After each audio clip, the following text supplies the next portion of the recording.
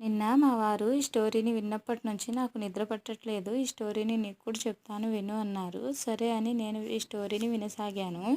విదేశాలలో ఉండే వ్యక్తి ఒకరోజు సన్మానం చేసి అవార్డు తీసుకోవడం కోసం అహ్మదాబాద్కి పిలిచారు. విదేశాల్లో ఉన్న వ్యక్తి అహ్మదాబాద్కి రావడానికి సొంత ఫ్లైట్లోనే వస్తుండగా గాలి వాన వేస్తుంది. ఆ గాలి వానకి ఆ ఫ్లైట్ని మధ్యలోనే ఆపి కారులోనే వెళ్ళమని పంపించారు. పొద్దున కల్లా ఆ కార్ అహ్మదాబాద్కి చేరుకోవాలని చాలా ప్రయత్నిస్తున్నారు. అంత చీకట్లో ఆ కారు గాలికి వానకి ఆ డ్రైవరు మనం వెళ్ళే పరిస్థితులు లేదు సార్ అన్నారు. ఇక్కడే ఎక్కడో చోట ఉండి పొద్దున్నే బయలుదేరదామన్నారు. అక్కడ మినుకు మినుకు అంటూ ఒక లైట్ వెలిగింది. ఆ ఇంటి దగ్గరికి వెళ్ళి జరిగిన విషయాన్ని చెప్పి ఆ ఇంట్లోనే ఉండి ఆ రాత్రంతా అక్కడే ఉండి తెల్లవారుజామున వాళ్ళు బయలుదేరుతుండగా ఆ ఇంటి ఇల్లాలు టీ ఇస్తుంది వాళ్ళకి.